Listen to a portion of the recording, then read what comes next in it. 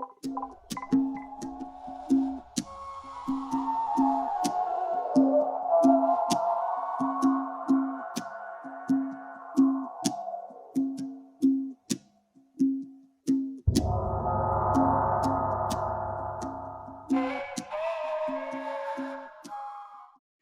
a great pleasure for me to introduce Alexey Garber from the University of Texas, Rio Grande Valley, and he will speak about Helly number for discrete point sets. Yeah, thank you, Grisha. Thanks for all the organizers for inviting me to talk. So yes, I'm going to discuss Helly numbers for crystals and cut and project sets, but in general, for general discrete sets as well. So what it is, it's about HELLY-TYPE theorem. So it's a much simpler topic compared to what, or not simpler, but much basic topic compared to what Pablo discussed, but basically in the same flavor. So we want to intersect convex sets, right? And oops.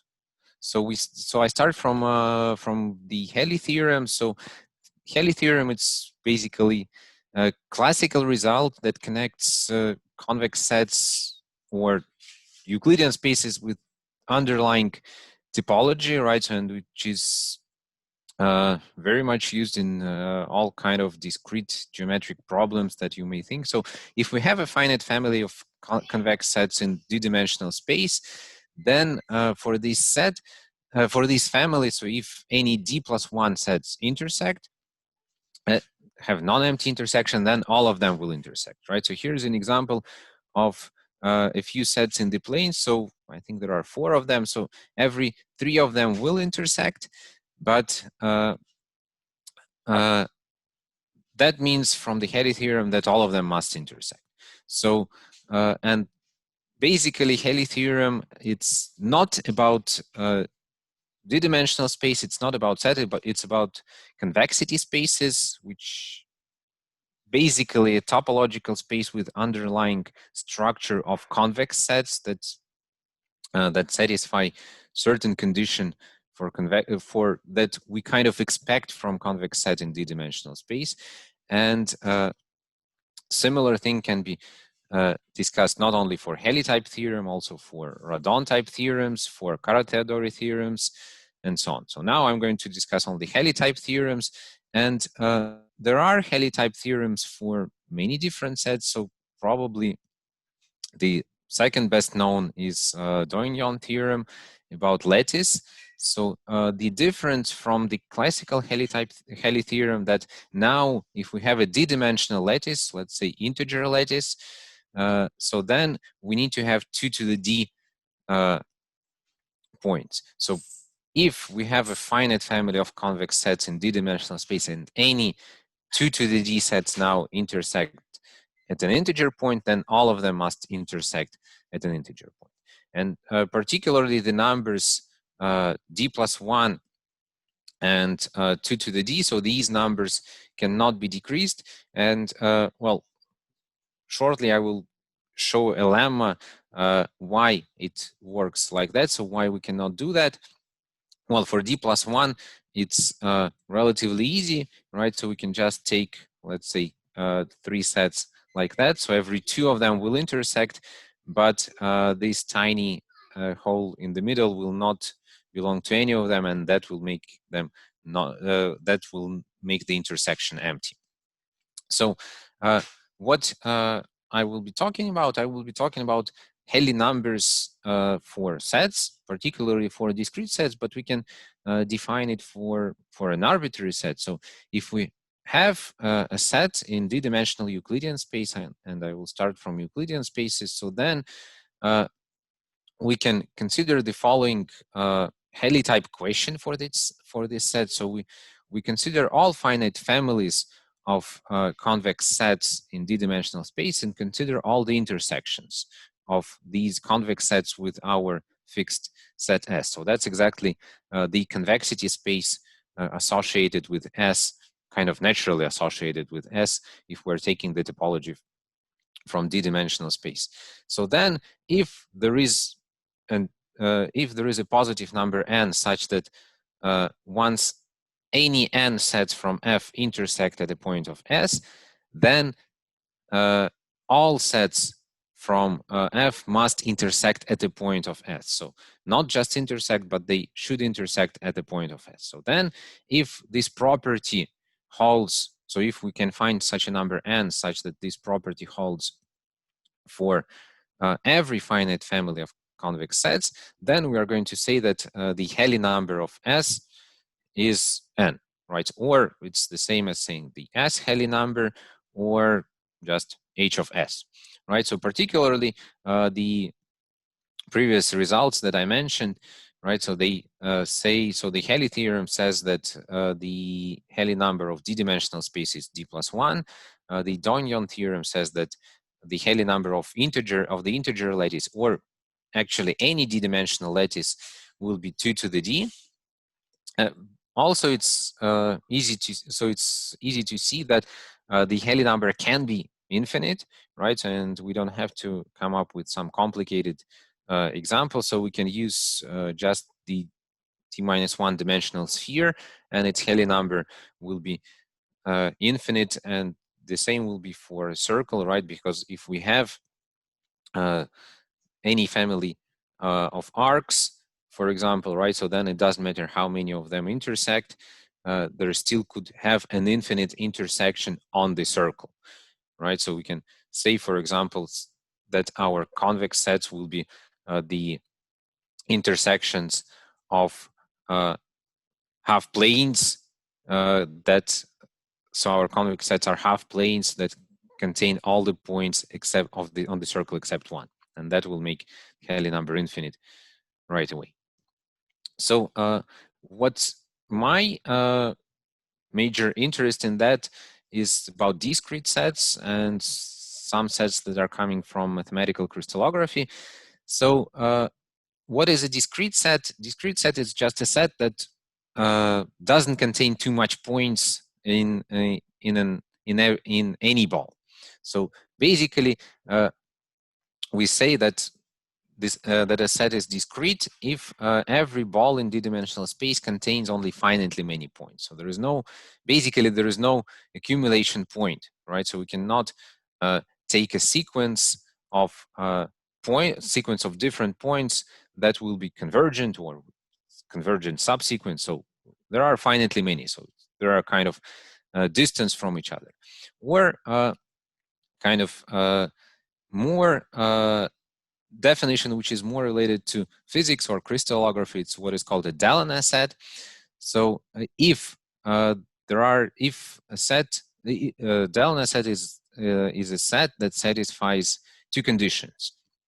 So first, that the distance between 2 points is greater than some fixed positive number, so it's bounded away from 0, right? So the distance cannot be too close to 0, and that's what is called uniformly discrete, right? So discrete sets, we require that the distance that every ball contains finitely many points. So actually, in that case, there could be points that are too close, right? So there could be points that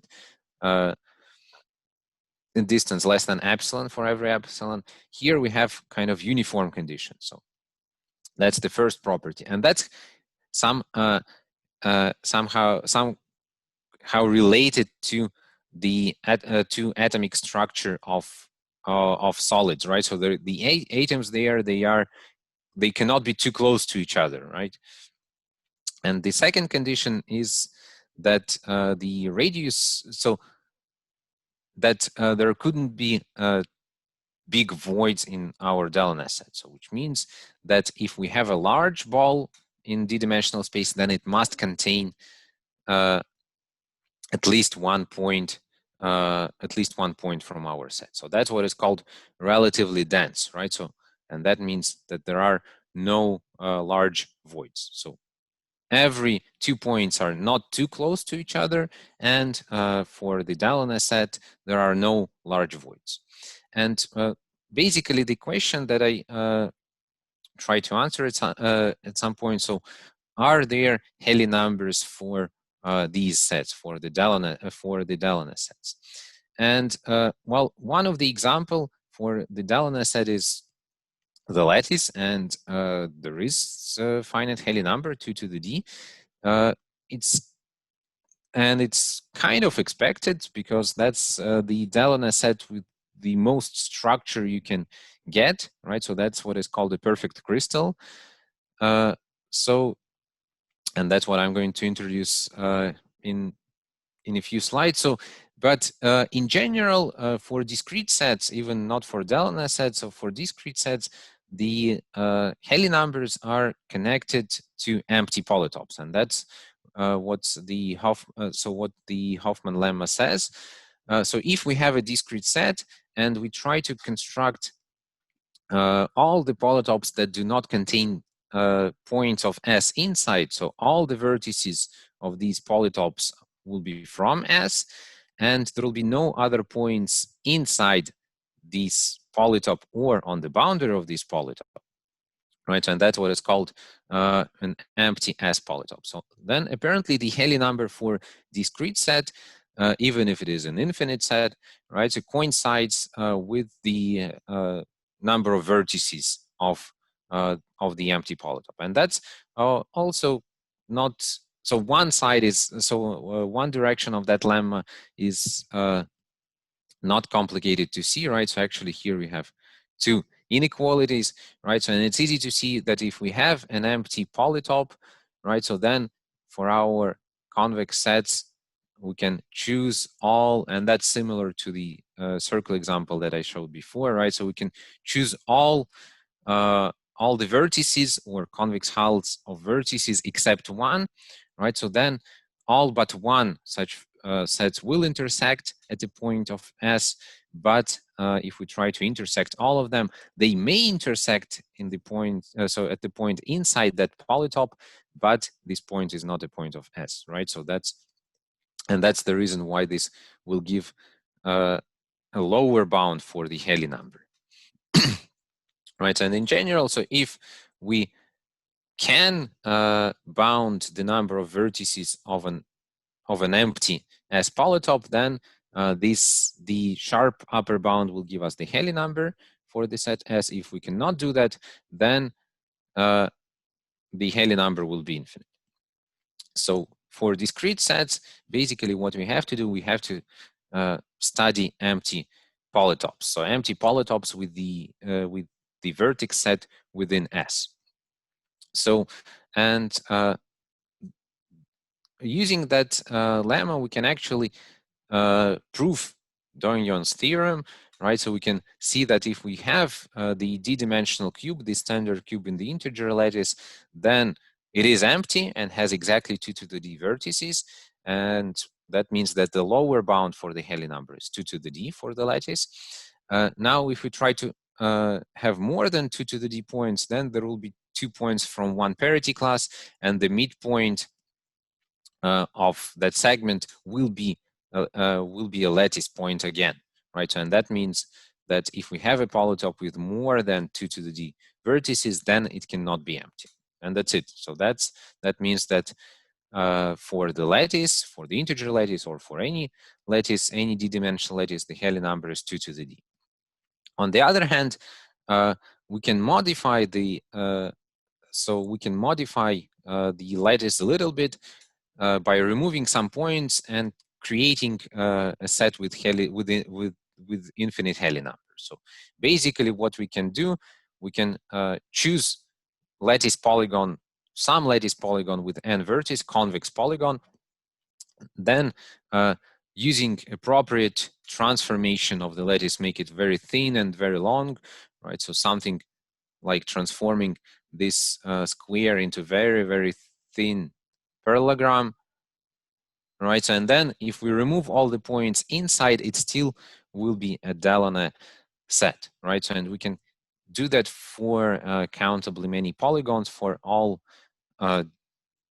different number of vertices, and that will give us a construction of a DELONE set with infinite Helly number. So basically, for DELONE sets, sometimes Helly number is finite, sometimes it is infinite, and what I want to do is to understand where is this borderline. So what structure can we, so do we need to force on a DELONE set to make Helly number finite, or what structure doesn't give any finite Helly number?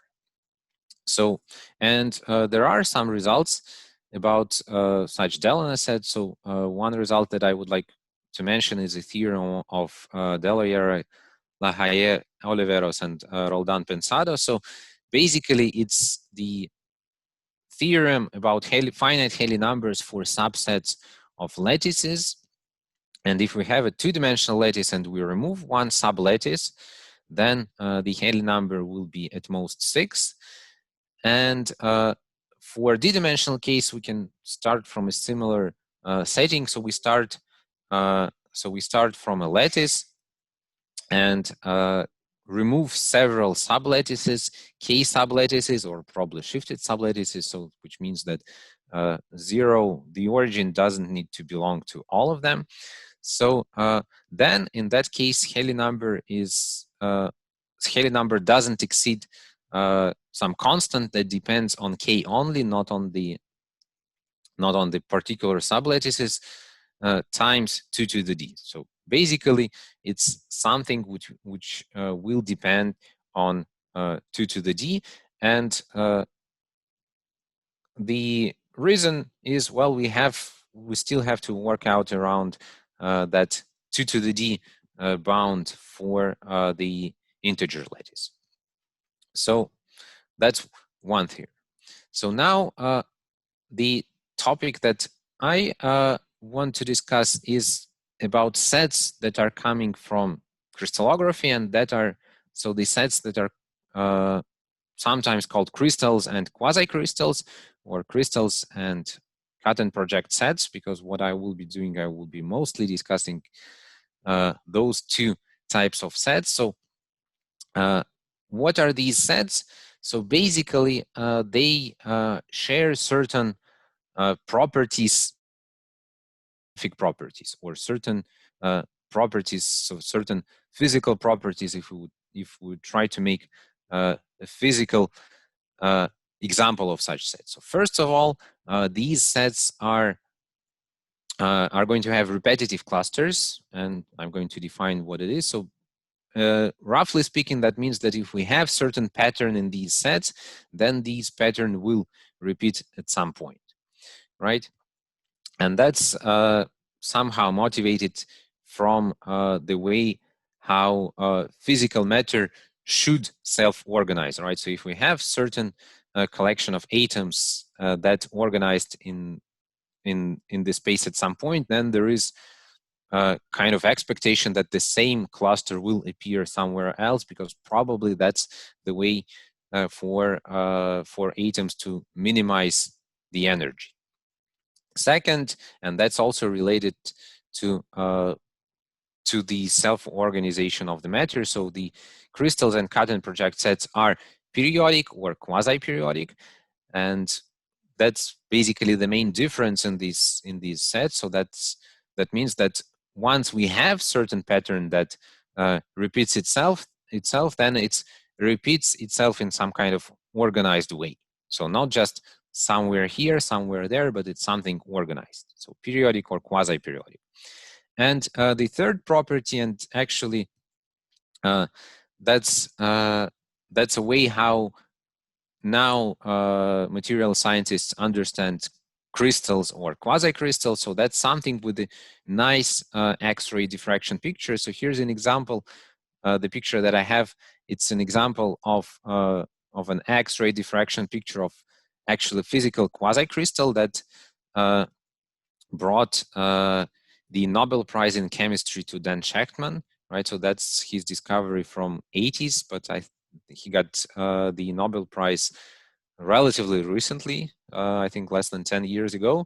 So this diffraction picture, so while it looks very nice, right? So there are some kind of regular tangents, regular pentagons, so it cannot appear in a crystal because three-dimensional crystals, they cannot have five-fold rotational symmetry. So that's something that still looks nice, right? So it looks like a diffractional picture of nice matter that has certain order, but it cannot appear as classical crystal from crystallography. So the questions that I will try to answer for these sets are about Helly numbers. So first, let me start from crystals and mathematical definition for crystals. So what I need to do, I need to start from crystallographic groups.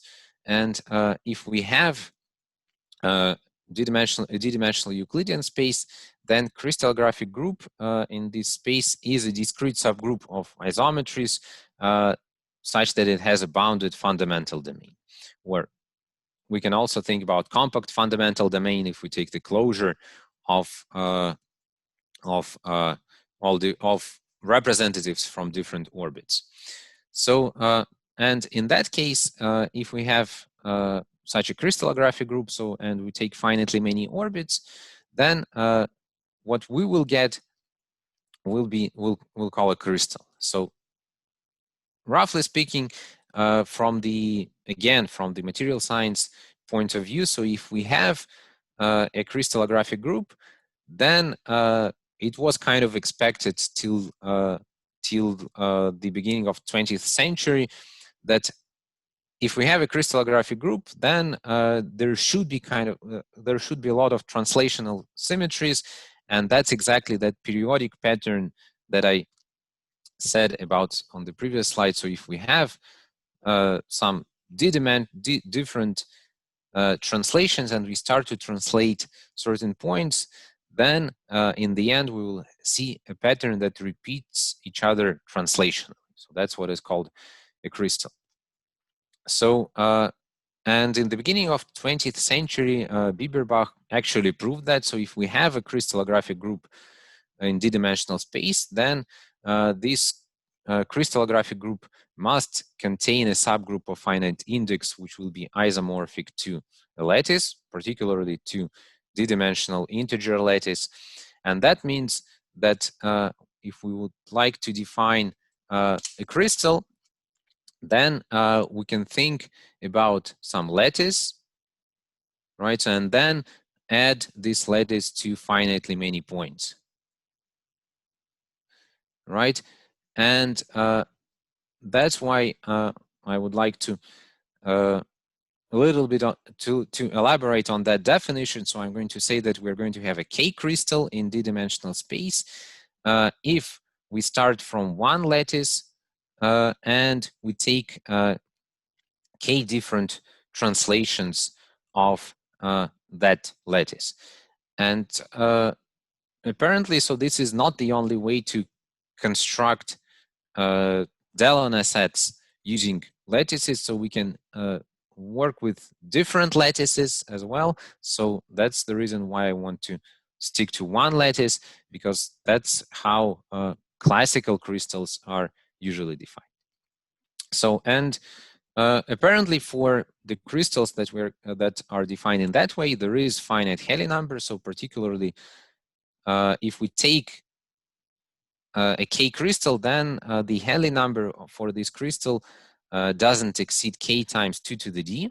And the approach is pretty much the same as for the lattice. So if we have at least K times 2 to the D plus 1 points in that set, then there are at least 2 to the D plus 1 in 2 plus 1 in one copy of the lattice that we used.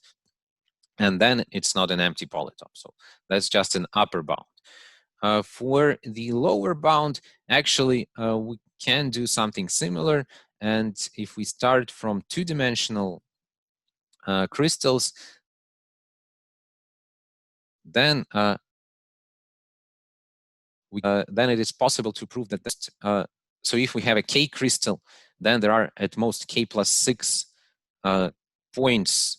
The empty polygon that we may have there has at most K plus 6 vertices, as long as K is at least 6.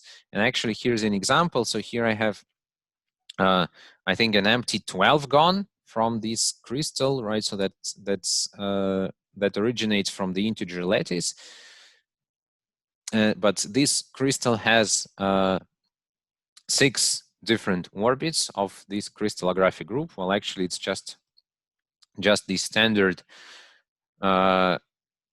group of integer translations, right? So here we have 12 vertices for k equals 6, and now we can add one more vertex on every, on this red arc here. So we can make it large for every possible k, so we can make it k plus 6 for every possible k. And actually, this upper bound is tight. For k, which is less than 6, actually, we also can find the exact upper bounds. And those bounds are coming from basically by careful analysis of how many points from one lattice we can use, right? So here, the bounds are 4, 6, 7, 9, 10, and k plus 6, but that's just to give the lower bound. So these lower bounds, these upper bounds are also tight. So what about d-dimensional case? For d-dimensional case, actually, we can use that number k plus 6 for 2-dimensional crystals to construct an example where we have k plus 6 times 2 to the d minus 2 points to vertices in an empty S convex polytope, right? So, or as empty as polytope, right? So then, that's a relatively good lower bound, because the general upper bound that we will have will be 4k times 2 to the d minus 2. And now, if we want to find the maximal Helly number among all d-dimensional k crystals, then there are basically 2 linear bounds, one linear in k and exponential, well, linear in 2 to the d, if you want to think of that. So basically the ratio between these 2 bounds is about 4. So that's these are 2 relatively good bounds, but the actual number is not known. So it should be somewhere in between. I would suppose that it is closer to 4k times 2 to the d minus 2 than to the other number, but that's just my guess. Okay, so that's for crystals. There are other structured DELONE sets in d-dimensional space that we can create. So that's so these are called cut and project sets, and I will start from a picture because it's a little bit easier to define them using pictures rather than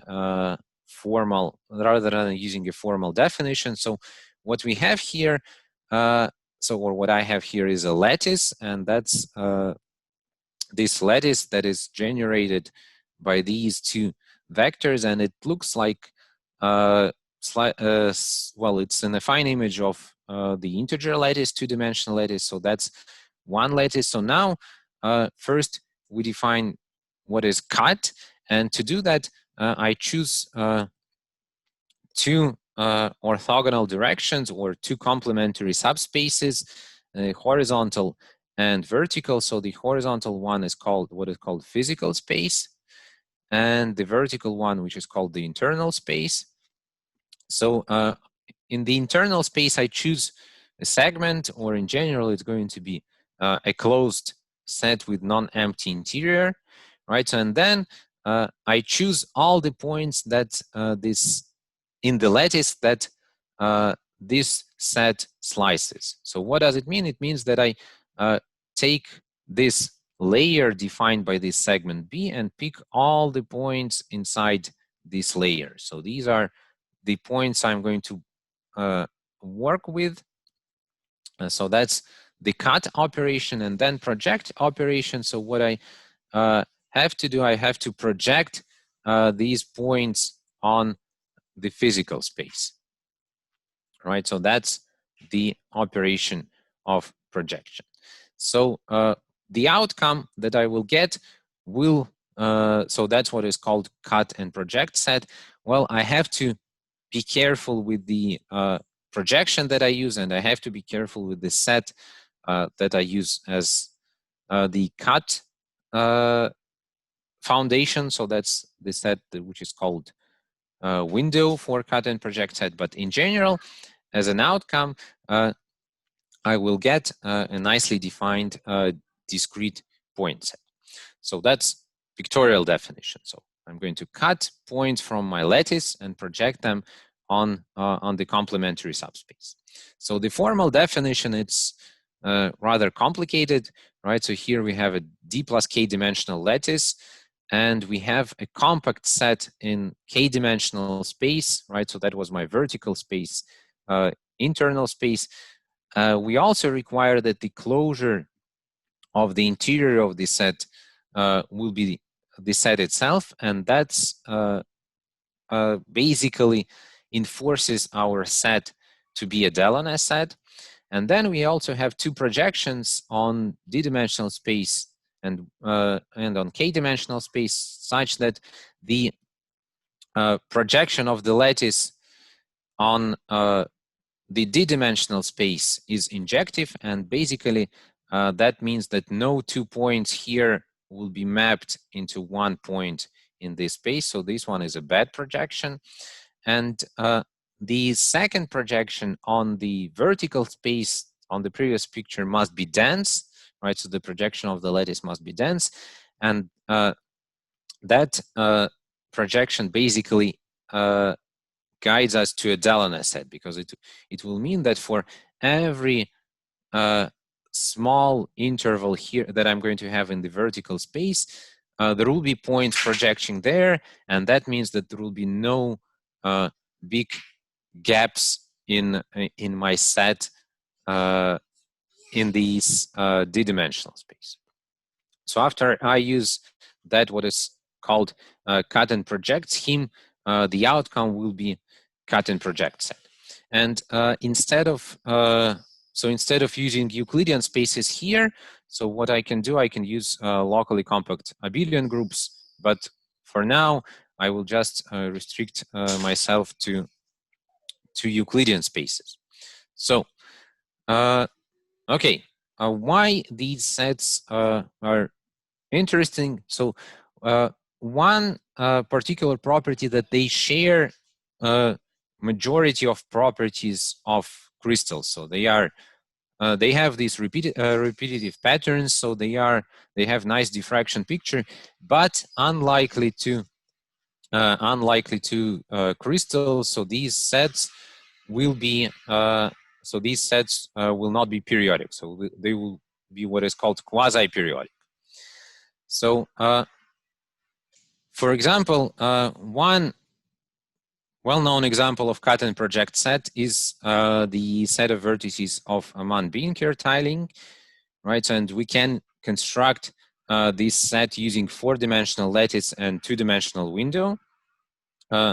Another example, which is probably even known even better, is the set of vertices of Penrose tiling, and it also can be constructed as a cut and project set using 3-dimensional window and 5-dimensional lattice, and that's the reason actually. So this 5-dimensional lattice is a reason why we have 5-fold symmetry here for this tiling, though it's a little bit tricky here, because if we're doing that with 3-dimensional window, then one of the projections will not satisfy the conditions that I asked here. So actually, in that case, the projection P2 will not have a dense image, right? So it will be dense in several layers. But in general, this can be easily modified here as well. So these are two examples, and actually there were experiments. So if you take the Penrose tiling and make a very thin metallic plate and punch points in the set of vertices of the Penrose tiling and create a diffractional picture, then the picture that you will see will be exactly that picture with tenfold symmetry. So actually, this picture appears not only as diffractional picture of actual quasi-crystal, but of this kind of man-made quasi-crystal arriving from the Penrose tiling. Okay, so and for the Helly numbers for cut and project sets, actually we can prove that if our window is convex, then the Helly number for such cut and project set also exists, right? So particularly if we are using D-dimensional, D plus K dimensional lattice, then the Helly number will be at most 2 to the D plus K, right? And the reason for that is that we can just take the points. So if we have the set V and we have 2 to the D plus K plus 1 point in that set, then we can lift it back to our lattice lambda. Then for this lattice, 2 to the D plus K is actual Helly number, so we can find point inside that polytope, point from lambda inside that polytope. And then due to the convexity of the window, so this point, the projection of this point will be inside the original polytope as well. So that's just an upper bound. And unfortunately, I don't have any reasonable lower bound here, but I have a lot of open questions, and some of them appear to be easy, some of them appear to be complicated. So the first question, and that's the question that I actually already asked. So, okay, if we're working with the crystal, so what is the exact value? So what is the maximal Helly number that we can get for the K crystal? And as I said, these two bounds appear to be close, but still the ratio is about 4, especially so if K is large. So what is the exact value there? The second question is about cut and project sets, and particularly for the Penrose tiling. So for this particular tiling, so we have that D is 2 and K is 3, and that means that the upper bound here is 32, but that so that upper bound appears to be very large, because the best thing I was able to do is to find an empty hexagon, right? And actually there are many empty hexagons here, but no more than that. So the question is, what is this number? It's something between 6 and 32. So my conjecture is that it is 6, but I don't have a proof. A weaker version, which is still interesting. Okay, can we even prove that it is at most 10, or maybe there is an example of an empty, I don't know, 12 gone here. I don't know. So the next question that I would like to ask is, okay, we have something about cut and project sets. We have a cut and project sets with convex windows, actually. What about cut and project sets with non-convex windows?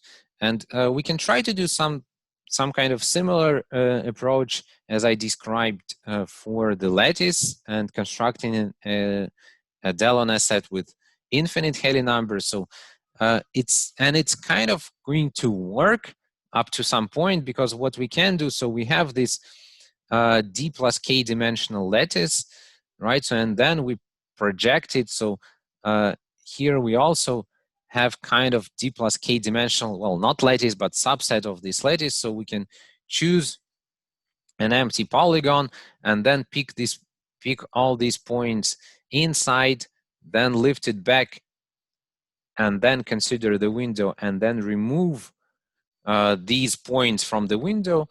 But the problem here will be that we will, so since we should end up with the compact window, right? So we will be removing not just points, but points with some neighborhoods, and there will be countably many open sets that we are going to remove. So Well, one thing is that we have to keep the set, the window to be compact, right? So, and removing countably many open sets that may be challenging, and we may end up with something that looks like a fractal, and that's even more complicated. So I don't know what will be the answer in that case.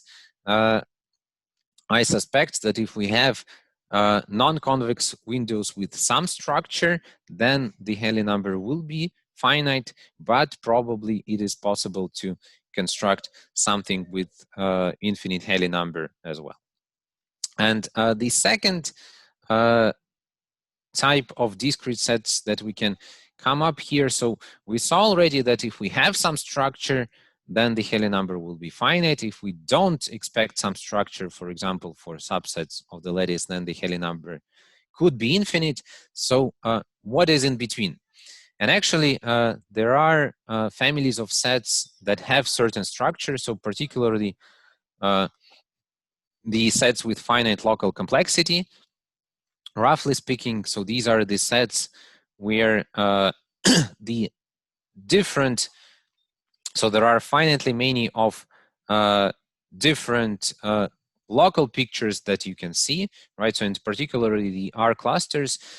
And when I'm talking about finitely many local pictures, so usually, so there are two different approaches. So either they're considered with translational pictures or translational and rotational pictures. So here I'm talking about translational pictures only. So, and that's what is called a set with finite local complexity. And one particular example of such sets is what is called MEYER set, right? So, and that's this set is so a MEYER set is the set where the set of different differences is a DELONE set as well. And as it was shown by Lagarius in the end of 20th century, so if we have a MEYER set, then it is a subset of cut and project set. But unfortunately for MEYER sets, Helly number could be infinite, and it's relatively easy to take a cut and project set, and then similarly to what I did with the lattice, remove some points to get a MEYER set with infinite Helly number. On the other hand, if we have DELONE sets which are repetitive, and that's again going back to structure in the crystals and cut and project sets, so that every cluster is repeated. So, and particularly it is repeated with within certain radius in every ball. So then we can ask these questions again. So particularly we have two different types of sets. So first is just repetitive. So every cluster is repetitive. Every cluster is repeated at some point in large enough ball, and I don't know whether there will be Helly number, or much more strict conditions. So if we have linearly repetitive, so when the radius of that ball where every R cluster is repeated is linear in R, so here I expect that the answer is yes. The answer is no, but these are just conjectures, so I don't have the answer. There is something in between, so something that has well-defined density, and that's what is called densely repetitive sets. And for my final slide, so let me ask some unexpected questions. So particularly about hyperbolic plane, because I never saw any results about Helly numbers in the hyperbolic plane. And of course, if we're talking about the actual Helly number of the hyperbolic plane, it will be 3 or d+1, because we can kind of work in the same way as with the Euclidean plane. But what about discrete sets? And particularly, we can define crystallographic sets or regular sets. And these are really two random examples that I chose. And apparently for both of them, the Helly number is infinite. So how we can see that? So for the for right angle pentagons, right? So we can kind of construct that kind of curve, and it will be convex, and it will have infinitely many edges, right? So that will give an example that it is infinite, or the Helly number for this particular set is infinite. And for this set here, so these are triangles with angle 2 pi over 7, right? So we can construct a similar broken line here, right? And actually on the other side here. So those are examples that for these two sets, the Helly number is infinite. So basically, the question, so even if the best structure that we can guess for the hyperbolic plane will give us infinite Helly number, so this is my conjecture. So that actually for every DELONE set in the hyperbolic plane, the Helly number must be infinite. And I guess it's time to stop. So thank you, and thanks again for organizing the conference. Thank you, Alexey. Any questions? Okay, I might have one. Alexey, can you return to this bound 2 to the d plus k for the Hutton project? Yeah. D plus k? Project, yeah, 2 to the d plus k. I guess it was somewhere here. I mean, it's more or less a trivial bound. Yes, you just lift up and then look. Very trivial. And do you know any reasonable lower bound on, or how to say, the worst lower bound that you can construct? No.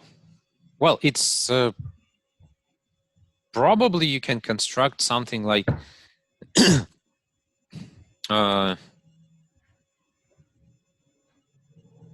you probably can construct 2 to the d, right? But that's because it's or 2 to the d plus 1, right? So 2 to the d plus 1, maybe 2 to the d plus 2. But it's trivial again. But that's trivial. And the reason I don't have it, because if I take the Penrose tiling where, again, so d is 2 and k is 3, then what I was able to construct even for this very well-known example is 2 to the is 6, right? So which is 2 to the d plus k minus 1. Or 2 times 3. Or 2 times 3. Yeah. And I mean, well, I think that one is that's kind of trivial bound that you should be able to construct, but I mean, for convex windows and these regular lattices, then probably we have something like volumetric bounds.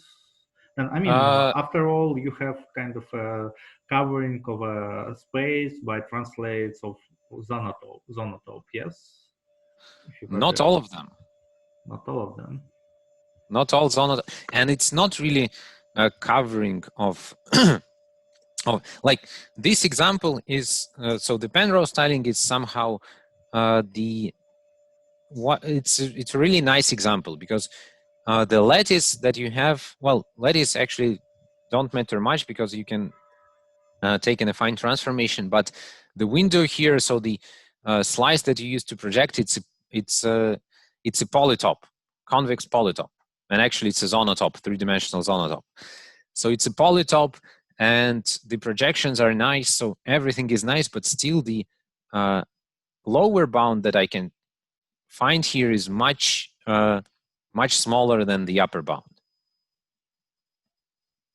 So, but I mean, you just translate them in such a way that they intersect, and probably this gives you a reduction, so you can reduce the number of.